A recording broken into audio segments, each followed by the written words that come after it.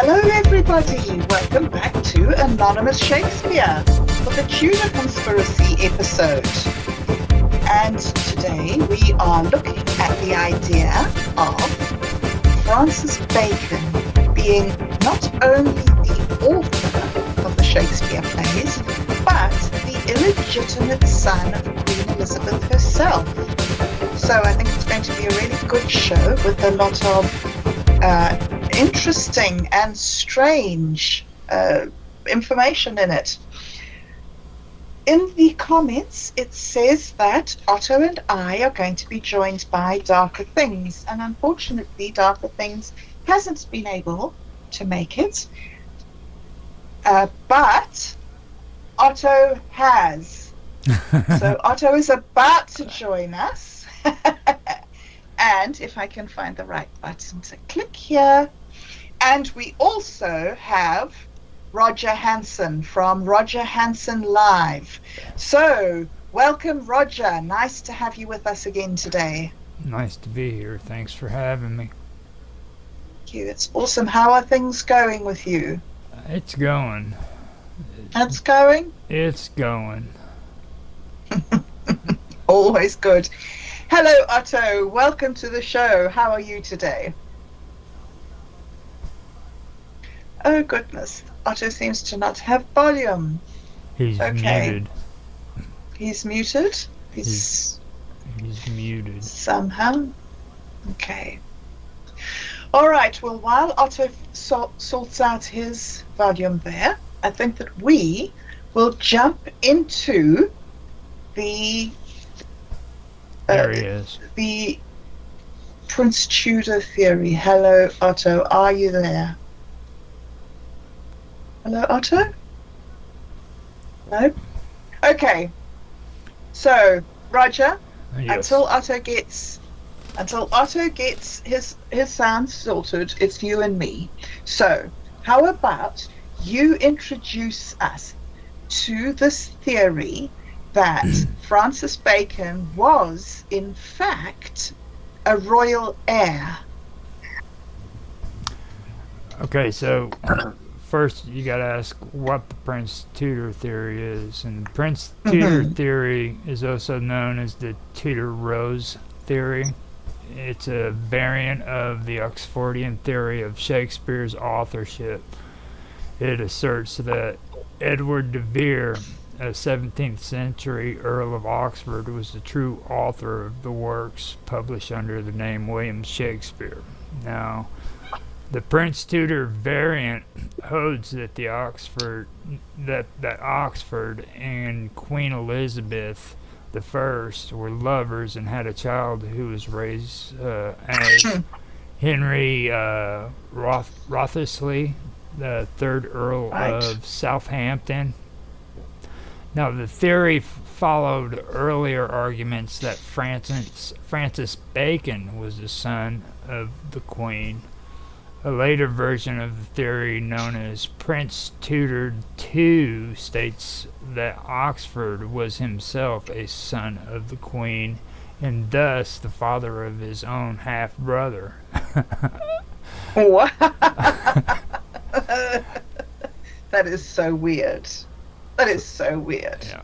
So this hidden history is supposed to explain why Oxford dedicated the narrative poem Venus and Adonis in 1593, and the Rape of Lucrece in 1594 to Southampton, and to explain aspects of the poem's contents. The content of Shakespeare's sonnets has been used to support the theory, as to a lesser extent have episodes in the play. And the Prince Tudor theory has created a division among Oxfordians. Many Orthodox Oxfordians regard the theory as an impediment to Oxford's recognition as Shakespeare, whereas the Prince Tudor theorists maintain that their theory better explains Oxford's life and the reason for his writings under a pen name. Hmm. That sounds very complicated. I know that Francis Bacon himself was a very highly regarded member of the court. But it seems like this is jumping through a lot of hoops to try and make him be Queen Elizabeth's son. Do you think that it's possible that he was? I mean, how do you take it? Well, it's like I said, I personally don't feel like he was solely Shakespeare. Yeah. Because of the actual context of Shakespeare's writings and the amount of writing that was involved in it. And then you stack it up next to the things that Sir Francis Bacon did. You know, he was he had a lot of duties when it came to being a part of the royal cabinet, I guess you could say, under Queen Elizabeth and King James. So he had a lot of responsibility there, and then his own writings on top of it. He wrote The New Atlantis, which is an excellent book if anybody ever wants to read that. But then on top of that, he was a scientist, and a lot of people don't even realize that. So he's got writings that go into science and things of that nature. It's really hard for you to take and stack all the material of both Shakespeare and Francis side by side and say one person did that. It's hard enough saying that one person did Shakespeare. Indeed. So that's my take. What do you think? Yeah. What do you think about it, Otto? Do you think that it was possible that Francis Bacon was the author? Well, I think Bacon is as far as the authorship question goes. I always like what Mark Twain said, that if Francis Bacon did not write the plays, then he missed the opportunity of a lifetime. I was actually reading earlier today something about his involvement or possible involvement with the production of the authorized version of the Bible, often called the King James version of the Bible. And the theory being that although it's well known there was a team of translators who are actually anonymous for the most part, they think that he took their work and, basically refashioned it, acted as the editor to give it that one kind of an overall gloss, polished it all up. Mm-hmm. And they don't really have much in the way of direct evidence for this, but they point out that this is what, at least the person writing this article said, this is what Bacon did with all of the Shakespeare works. And he would take, this was the work probably of a committee of people, a group of people, but Bacon was the guy that edited everything and was he gave everything a polish, even though many other people, and again, we've talked before about even mainstream Stratfordian scholars accept quite, openly that many of the plays show signs of being written by more than one person, and they talk about, Kidd and Green and Marlowe helped write Titus Andronicus, for example, or Henry VI, especially some of that blank verse that only a guy like Marlowe could really crank out that wonderfully at that time. So I think Bacon is definitely somebody who was involved very heavily and could very well have been a directing influence. And we do know that there were contemporary accounts. Bacon himself talked about having a group of writers, good pens, that he kept around him. This was not an unknown thing to do. Of course, the problem is, after so much time, so many documents, so many pieces of evidence have been lost. Although you never know what might emerge again. So, we have to keep our eyes open. It really is a very strange, convoluted story, I think. It makes sense to me that there was a group of people, and it makes sense to me that somebody as proficient as Bacon could have been an editor of some sort.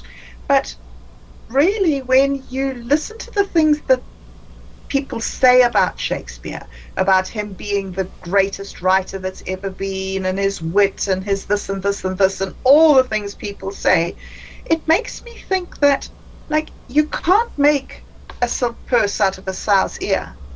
There had to be something amazing and incredible going on at that time.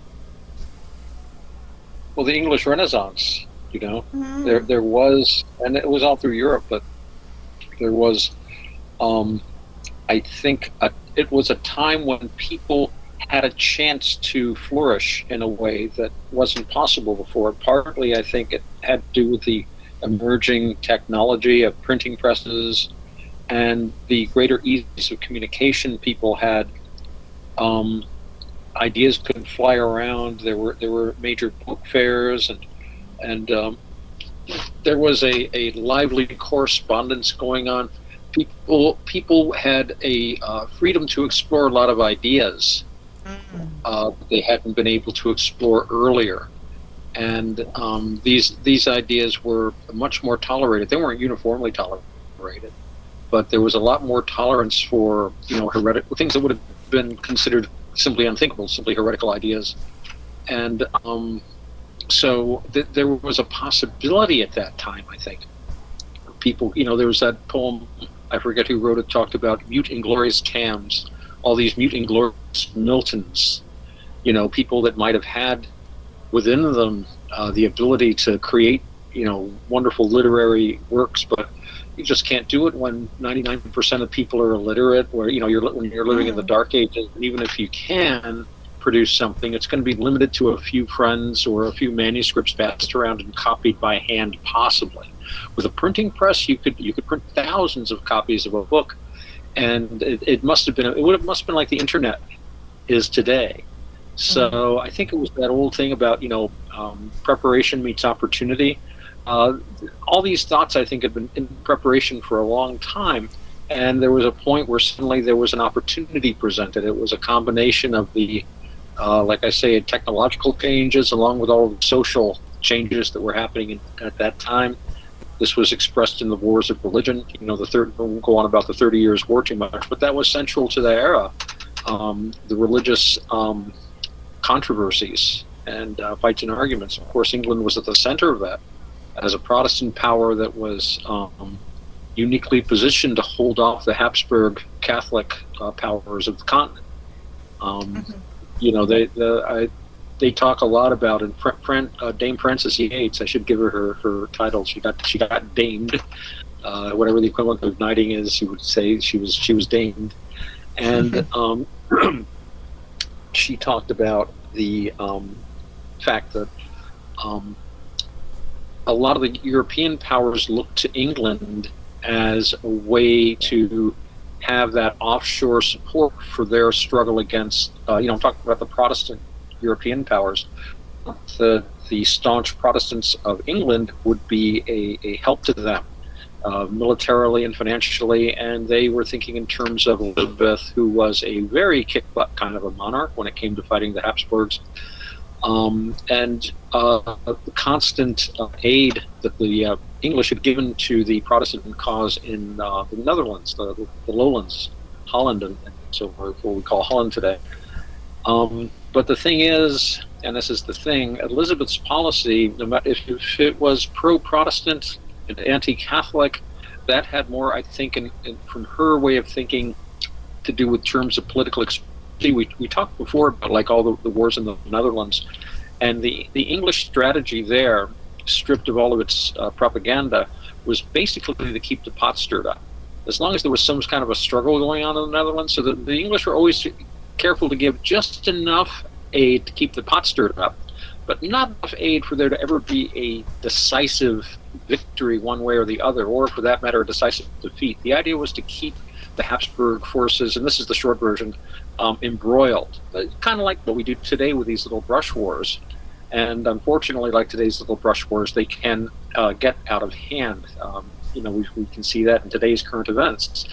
And when James came to the throne, he was very wary of this. He really didn't want to spark what would have been the equivalent of World War III.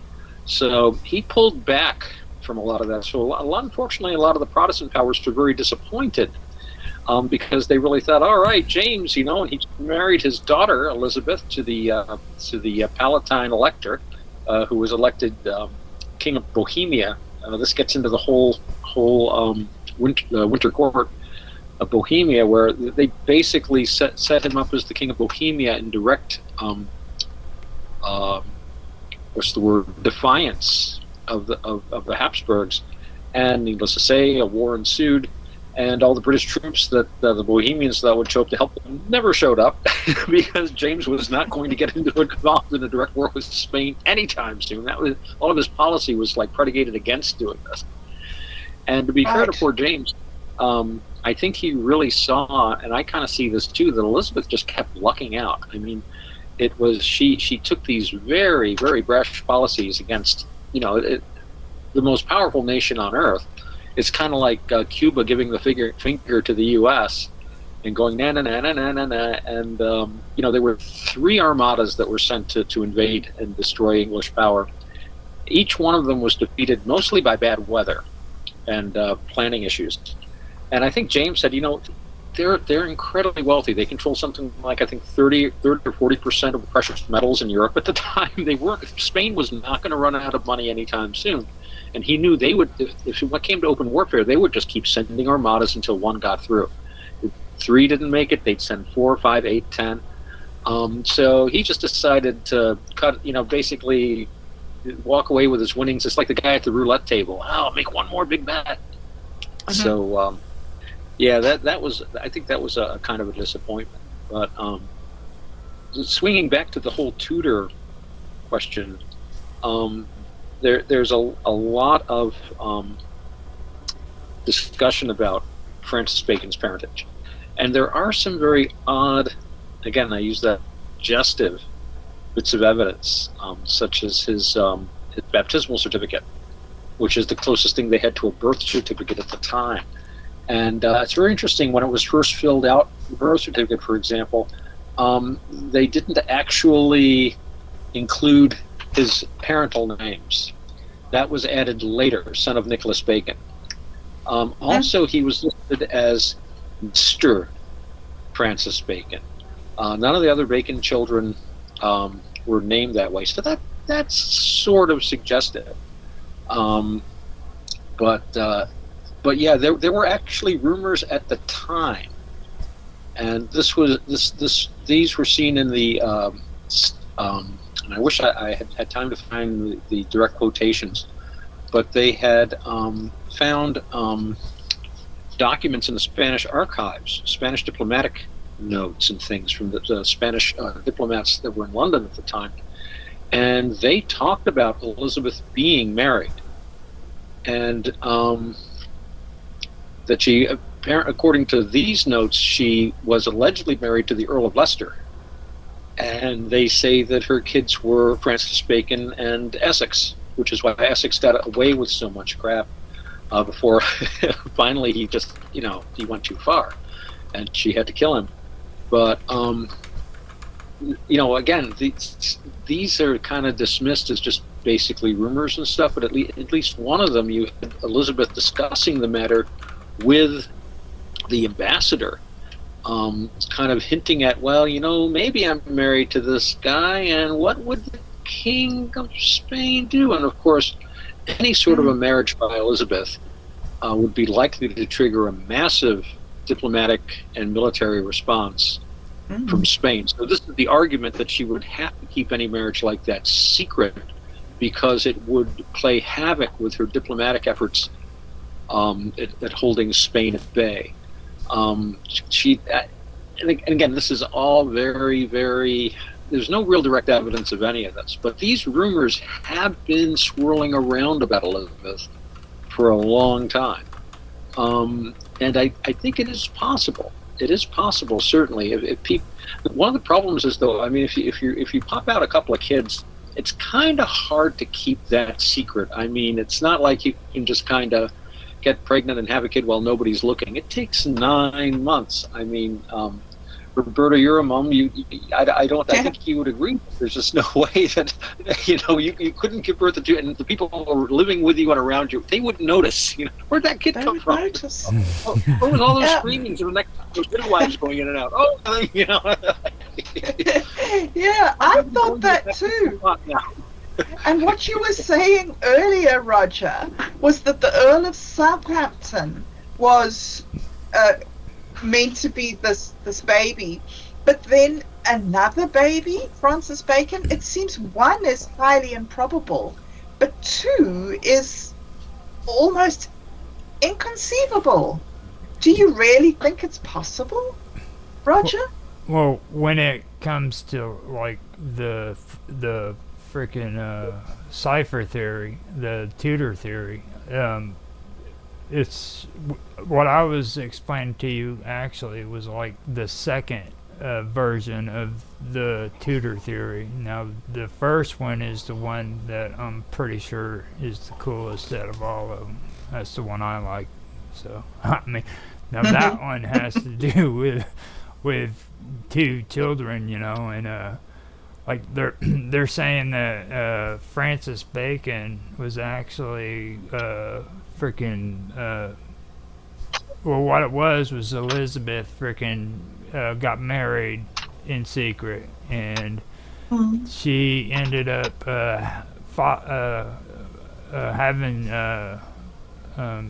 she married Robert Dudley, Earl of Leicester is the way it originally goes, and that he fathered both Bacon and Robert Dvorak's, okay, the second Earl of Essex. Now, that is kind of odd to me, like you guys were talking about, how do you hide one pregnancy, right, but then like two? I mean, come on, I mean, where did she go? To some kind of like spring resort, for fat people? Yeah. Especially back then, you didn't live alone. You had servants and people around you, and if you were the queen, you were working every day. You had to sign stuff. Like I was saying, it's like they kind of noticed all the midwives going in and out. Where'd that new baby come from? Mm-hmm. And then another. Hold on. Robert Dvorak, by the way, or Dvorak's, by the way, is the same person that frickin' Queen Elizabeth eventually executed later on. So, just there was another rumor going around that she also had a kid. And again, by what's his name, Sir Thomas Seymour, the Lord Admiral, when she was a teenager. And he was actually executed at the time for being inappropriate with Princess Elizabeth. And we have like, eyewitness accounts of him being very, shall we say, inappropriate, like, giving her a little pat on the rump when she's going by, stuff like that. And it's like, whoa, hey, that shows a certain amount of intimacy that's inappropriate. And Another rumor I heard was that she had a child with him as well. So, I mean, when you're in a position like that, you're going to have a lot of people tell stories about you, and it's so hard to tell from now. But on the other hand, there were ways of keeping things secret as a monarch. But kids are tough. It's like the old thing: you can't be a little bit dead, you can't be a little bit pregnant. It can't, and of course, one of the things they point to is that so-called Elizabeth in a maternity dress, and they make a great deal about that maternity dress. And I've seen the portrait, and it's available at the I go to sirbacon.org, a website that I'll full disclosure, I get no remuneration from them. I just really dig their site. And they've got a really good discussion board there, and they've got quite a few very intelligent people that post there on this portrait. They make a great deal of it, and it shows what I think is Elizabeth in a very loose, weird-looking dress. Now, I was looking through some of their stuff earlier, and even they admit something that I had noticed years ago, and I searched for it through my books. I couldn't find an image of it. I'm sure I have it somewhere. But I saw some illustrations of a mask that I think Inigo Jones, it might have been Ben Jonson, had designed, and it showed a woman in the exact same dress, and it was described as the costume of a young woman of Persia, Virgo Persica, a Persian maiden. And I really think that the portrait shows Elizabeth in a mask costume, costumed as a Persian, a Moorish lady.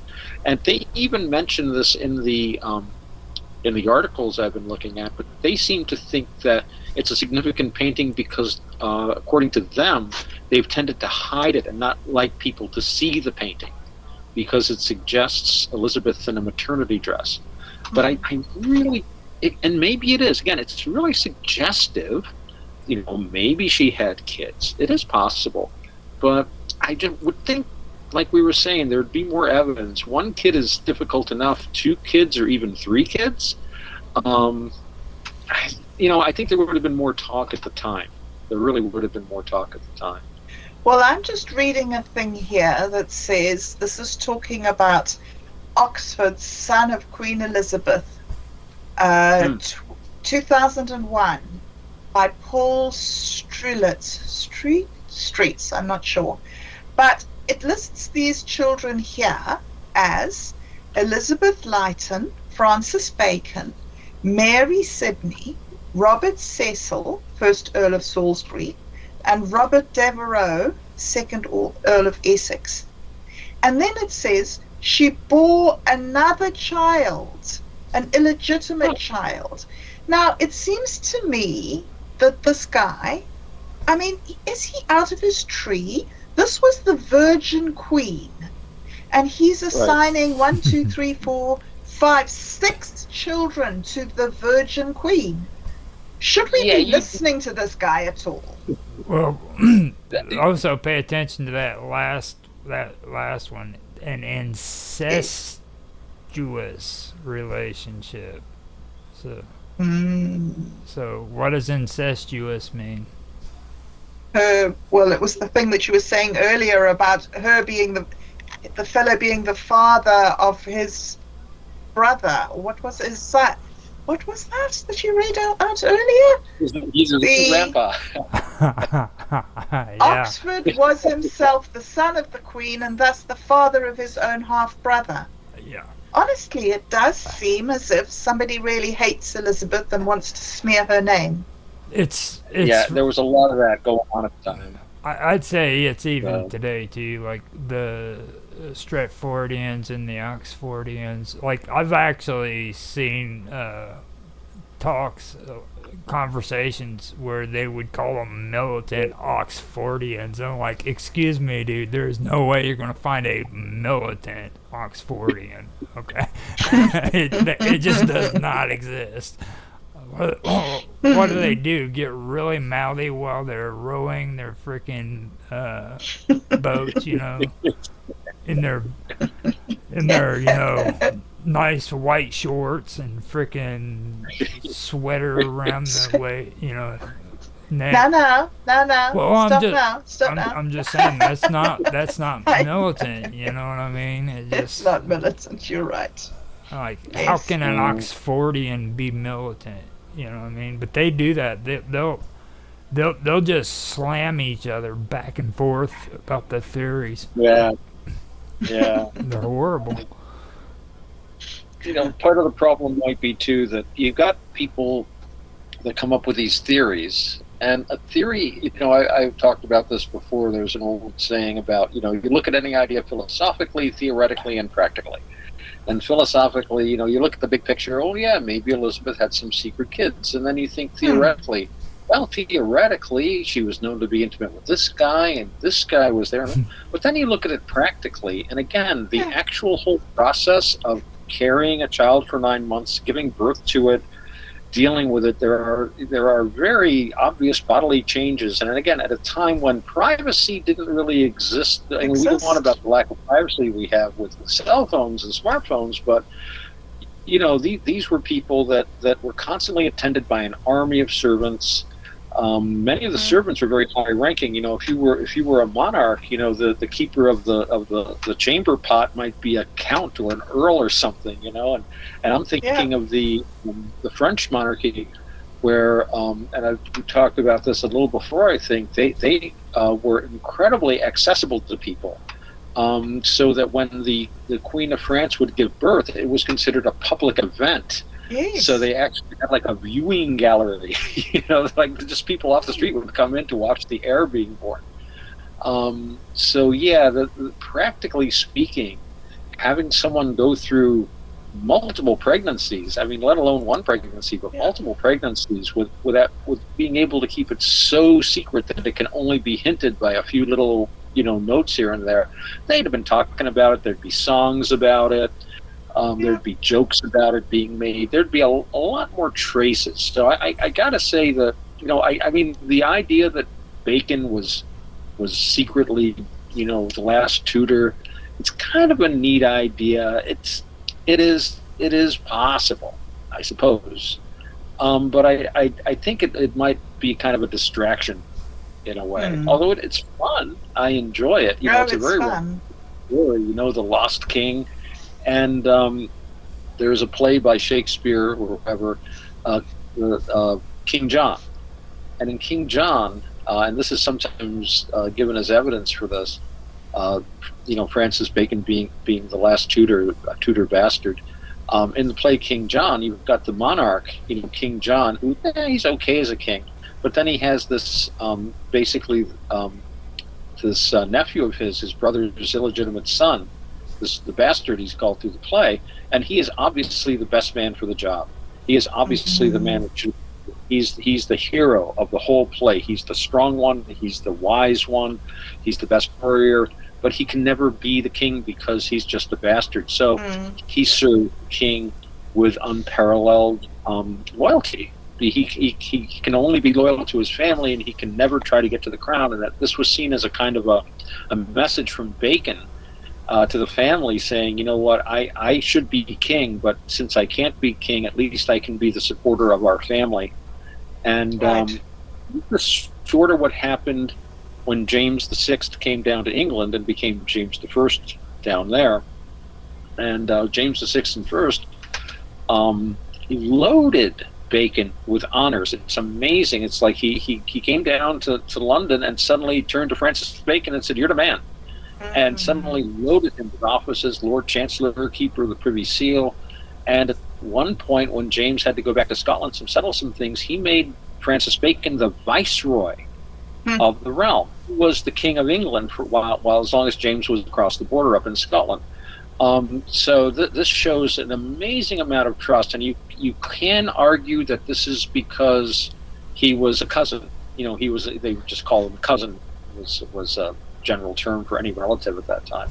So that he was a cousin and could be so trusted. And then, of course, later on, when Sir Francis Bacon had his fall, which was Bacon was accused of and convicted of taking bribes.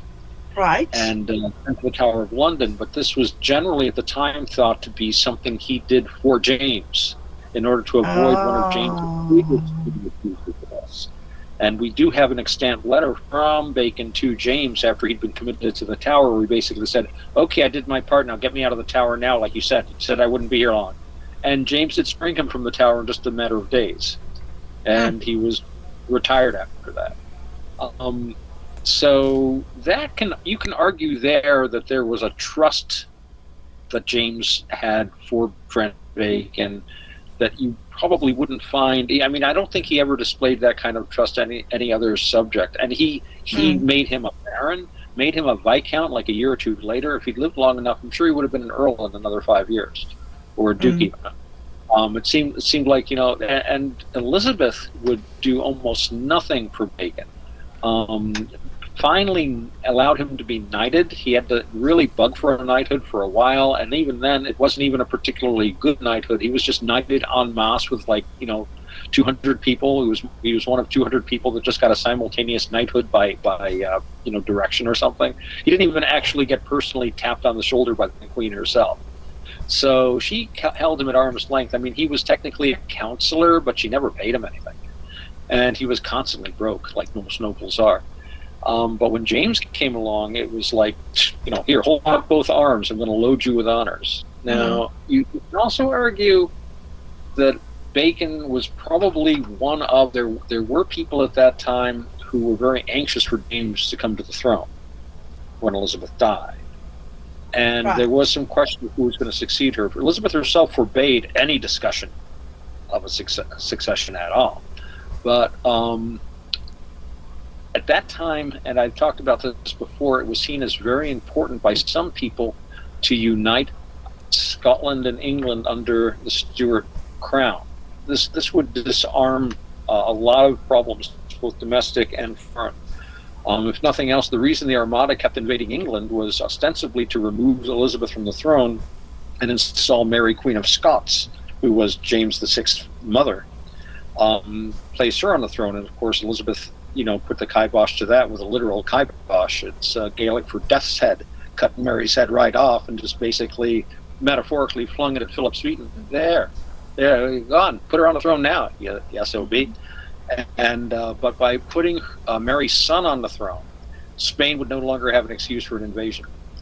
And it would also mean that England would no longer be troubled by Scotland. England's biggest problem, one of their biggest problems, was Scotland.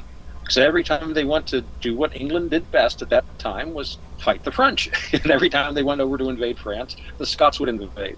And anytime they went up to invade Scotland, the French would start making trouble in the English territories in France. So Scotland and France had a wonderful relationship of beating up the English between them. By uniting Scotland and England, the French would be left out in the cold, and this is ultimately what happens. There were a lot of good arguments, and plus you've got the constant border wars between, there was this whole zone between England and Scotland where there was constant fighting. You really couldn't do anything. It was like a no man's land, very economically unproductive, nothing but constant fighting, people dying. You certainly couldn't cultivate much or have much in the way of herds.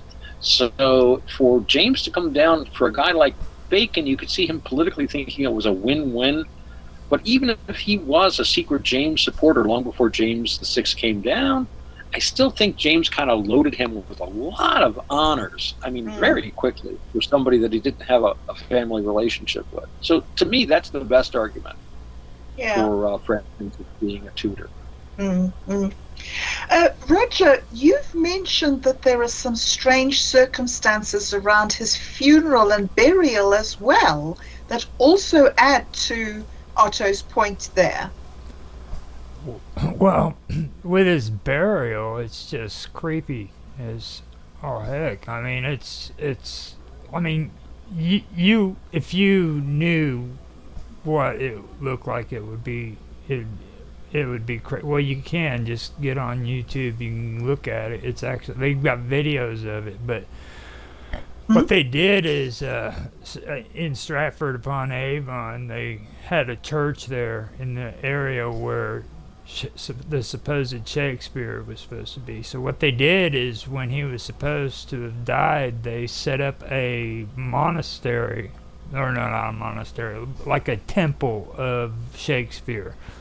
So what you do is you walk into this church, okay, and you see the altar in front of you. But then you walk up to it and you turn to the right, and there's this big statue of Shakespeare sticking up on the wall, okay, and like a little altar down below it to where you can give gifts. You know what I mean? And it's creepy because it makes you wonder, okay, what are people worshiping here? Are they worshiping God? Or are they worshiping William Shakespeare? Wow, interesting. And it really is. It's creepy when you just look at it. It's like, and these people have been doing it for quite a while now. I mean, and the thing about his death is like nobody really knows when he died. All of a sudden, people were told Shakespeare's dead. This was like, I think it was like 6 months after his supposed death before the public actually knew he was dead. Good heavens, really? That's very odd. There certainly wasn't much of a furor over it at the time, as you would think if a a top playwright had died. Somebody like Mm. Ben Jonson, when Marlowe died, there was a huge kerfluffle about it. But when the Stratford man died, nobody seemed to notice. There was no information about it. But then later, everybody started saying, "Come worship at the Temple of Shakespeare. He was the guy." Mm-hmm. And of course, and we've talked a little about this before. There is a huge motive for this. At least at Stratford-on-Avon, they've been coining money hand over fist over the whole Shakespeare thing. They don't want anyone to be talking about alternate authorships because they would who would bother going there anymore? And they we were like, I think we were talking the other time about for a long time, from the 1700s on, they were selling Shakespeare's chair and Shakespeare's desk. And after several hundred Shakespeare's chairs had been sold to people, people started noticing, wait a minute, you got Shakespeare's? He had a lot of chairs. They had to stop doing that.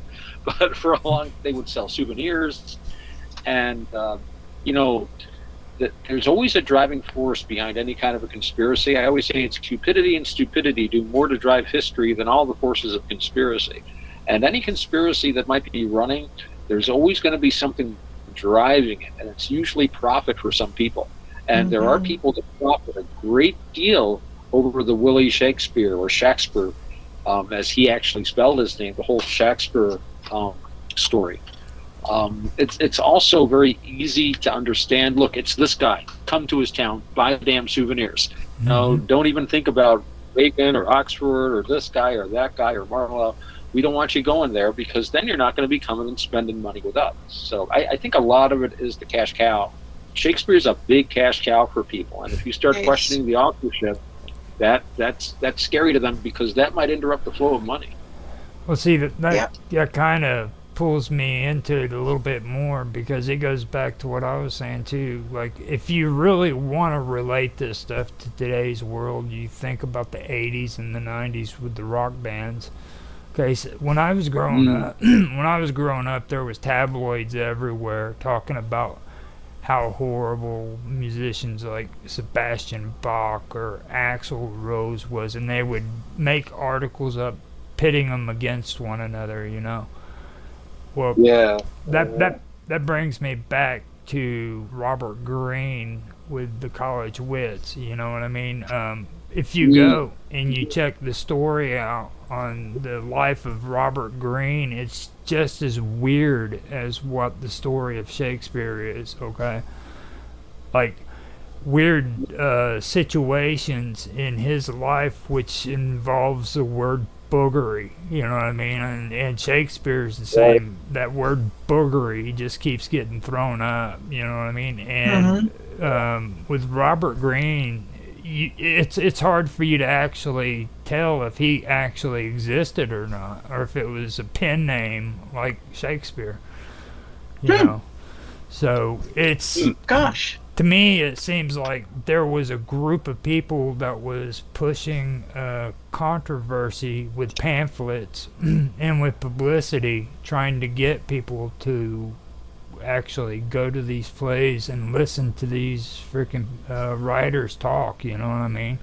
Pitting each other against, or pitting them against each other with the public, you know? Yes. Kind of like what it was, like I said, in the 80s. And they've been doing it forever. I mean, I'd almost bet Shakespeare's where all that stuff started. And more than that, I mean, it's very weird, and that is a very strange cultural thing about England, and particularly London, is, I mean, we've heard a lot of the tabloids and the paparazzi of London, and I mean, it's particularly bad there. So it's a cultural phenomenon. But beyond that, there is also the question of the ciphers. Doesn't that tomb that you've just been mentioning, Roger, doesn't it contain strange ciphers and codes and secret messages? Nobody's allowed to get into it. It's forbidden by law to go in there and try to tamper with anything that is behind that weird face that's supposed to be Shakespeare. Now, Orville Ward Owens was the guy that we were talking about before in the conversation. He was the guy who freaking came up with those ciphers. According to him, what he thought the ciphers were supposed to have been buried next to the shores of Thames, however the English say that word. But Yes. he actually took a lot of money. He took actually his whole life savings and excavated that area only to find nothing. And like he squandered all of his money. And on his deathbed, he told everybody that that was like the worst venture anybody could ever do, to never get caught up in the ciphers, because it would take your entire life. So, just so you know, don't get crazy. Don't go out trying to find the secret cipher, because it will break you. Right. So you don't believe in the secret cipher at all? I would love to. I'd love to believe it. I would love to. It's kind of like on the X-Files, you know what I mean, with freaking what's his name, Scully. No, Mulder? Yeah, Mulder. Mulder. You know, Mulder says, "I would like to believe." You know what I mean? Yes. Yeah. That's the way I am with the cipher. I would like to believe that that was the truth, that there was some cipher out there that would explain everything, but everybody who's ever went down that road has failed. I mean, has failed. Yeah. Orville Ward, he was only the beginning. The trouble with the ciphers is that, and I mean, they did do ciphers back then. There could very well be some kind of a cipher, but once you start going down that road, you can start seeing ciphers everywhere. And, you know, if you're just connecting the dots, a lot of these guys start off with a result they want to find. And then if you make a complicated enough attack, then you're going to find something. So a cipher would be something that, yeah, you know, like you're saying, I'd like to believe in the ciphers. And there could be a cipher, but, you know, they had good ciphers back then. And if they really wanted to hide something, it would stay hidden. I mean, if we found the key to a cipher in, like, Francis Bacon's handwriting, then I would be more convinced. But when you're trying to just reverse engineer it, and, you know, there's that famous Shakespeare mangle or whatever, where that guy took all of the different, he reproduced all the pages in the first folio, and I think he took all of Marlowe's plays and all these other things. And I think he even threw in the King James Bible, and he put them all on a big belt between two pulleys, and he would just move them around and then come up, and he came up with this amazing story out of it. But, you know, again, you can go too far very easily. You know, I mean, I've seen a few interesting ideas, but it gets back to my favorite saying, it's suggestive, I guess, but ciphers, it's too much in the eyes of the beholder. Whenever someone starts trying to convince me, I know it's true, because look at the cipher I found. I'm like, okay, you're lost me a little bit there. Show me some documentary evidence or something like that. Or if it's a really simple cipher, then, you know, maybe I'll, like, listen. But even then, I'd want to see some other evidence backing it up. Because, like Roger says, you go down that road, and everyone I know that goes down that road, they I don't know if it's a rabbit hole. It's more like it's like quicksand. Yeah. You know, Yeah. And I think it's a rabbit hole. Just realize too, like, these aren't ordinary Baconians either. Like, these are the hardcore Baconians. You know what I mean? These are the ones that just don't want to stop. You know what I mean? Like, it's okay. It's okay to freaking believe that Bacon was Shakespeare, all right? But when you get frustrated and you want to go even further with your imagination and let things run amok, that's when you become these kind of guys who believe, you know what I mean? Just so you know. Yeah. So. Well, I must say, I think that 6 children for the Virgin Queen an illegitimate, incestuous offspring, plus bizarre ciphers that include the Bible, those are maybe a bridge too far for me. However, it does seem that despite all that other weird stuff, Francis Bacon was an extraordinary person. So what do you think the main evidence is for it to have been him, the actual evidence that we possibly can count on? What do you think, Otto? For Bacon's authorship? Well, yeah. Of course, there's some direct evidence depending on who you talk to. They did find, they call it a holograph, it's just something in handwriting, that includes some scenes from, I'm trying to remember what play now. I think it was Henry VI, but it included some scenes from Shakespeare plays. And it's in handwriting that at least one expert has identified as Francis Bacon's. Mm-hmm. There's also a manuscript where they found a great deal of basically doodles and people just writing at random. And whoever it was kept writing the names Francis Bacon and William Shakespeare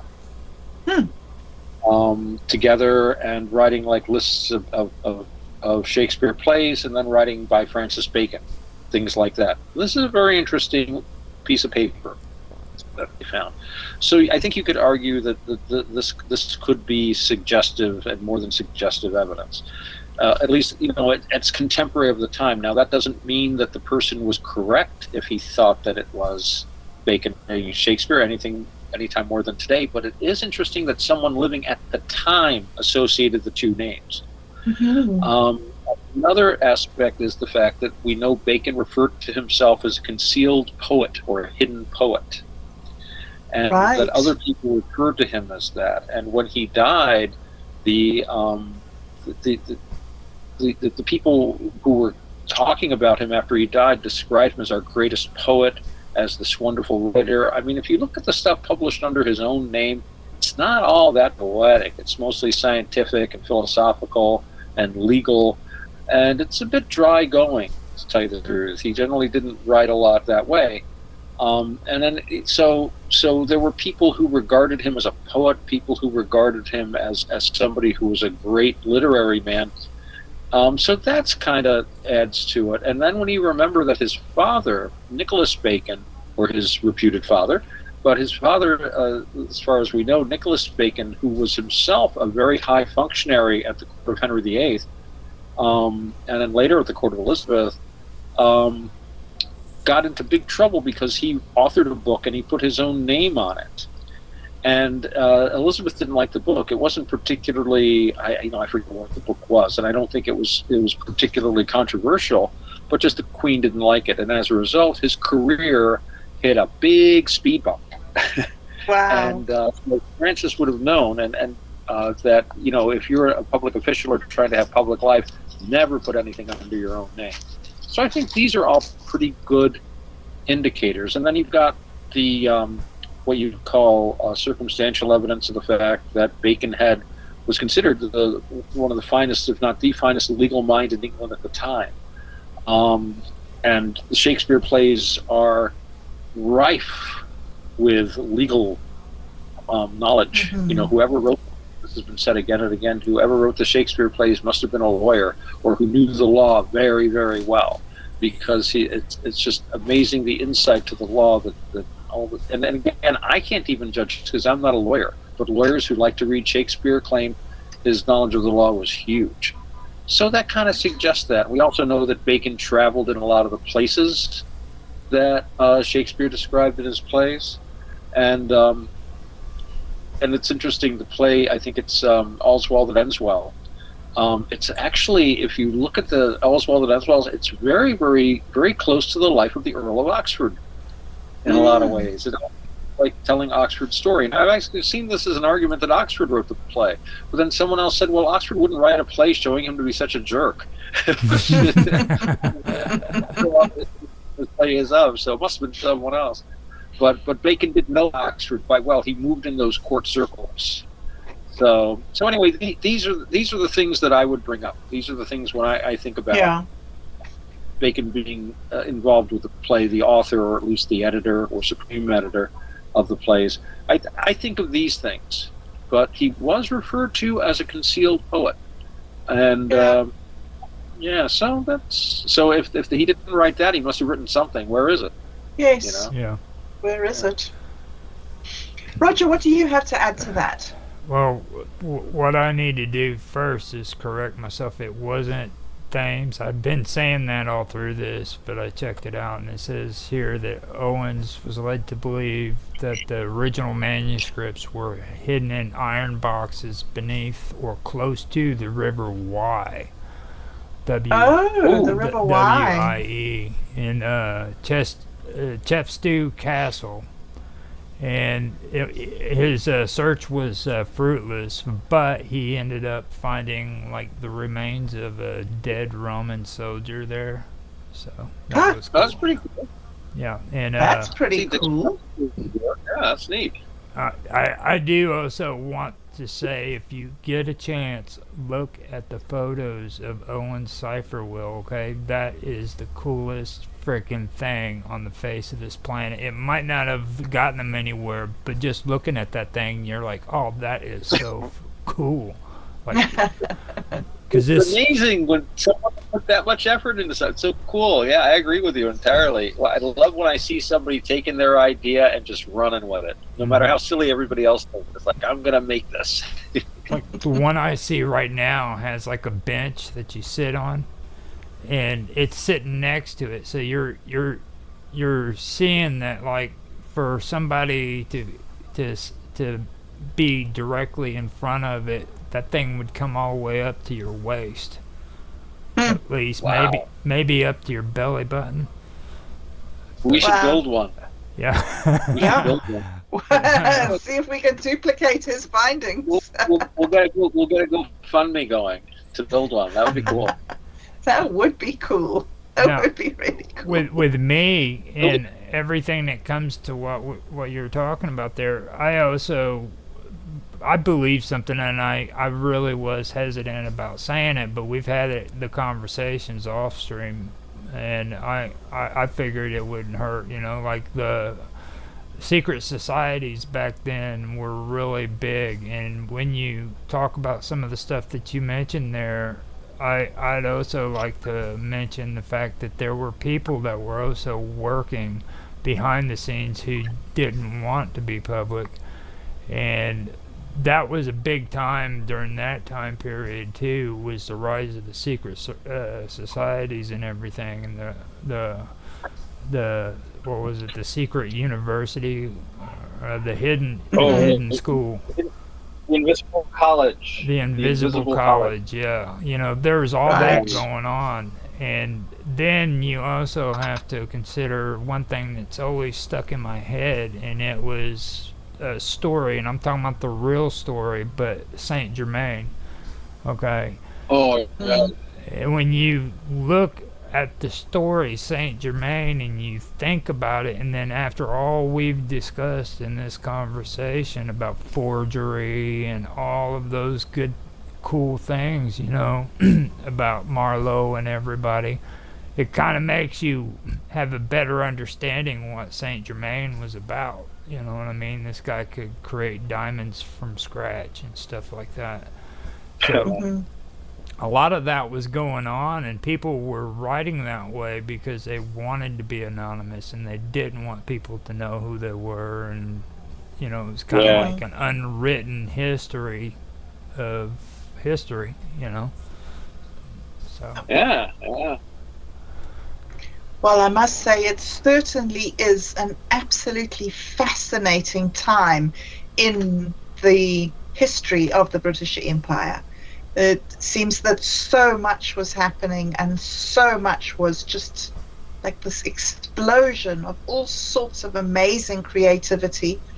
But unfortunately, we do not have any more time to look further into it today. Just before we go, I'd just like to thank you guys all so much for being with us today. It's great to have you here viewing. Roger, I will ask you if you could possibly give me that link later. I'll drop the link below in the comments if any of you guys want to have a look at that link. Also, thank you for the likes. It's great to see that little green thumb there. Thank you so much. If you would like to catch us again next week, do go ahead and hit that follow button, because then it will notify you when we set up the stream for next week. So thank you very much again for joining us. Thank you also, Otto and Roger, for your insight and your wisdom and your perspective on this. Another really, really fantastic discussion. We will be back again next week, as I've mentioned, and we will look further into the secret societies, and perhaps we can go back to Tolstoy and do a little bit more diving into his opinions. So, right, thank you very much, guys. Roger, do you have any final words that you'd like to end on tonight? No. No? Otto, anything more from you? I'll go with Roger and just produce a thunderous silence. And looking forward to next week. Yes. Okay, guys. Well, on that note, it is a goodbye from us all. Good night. Bye-bye.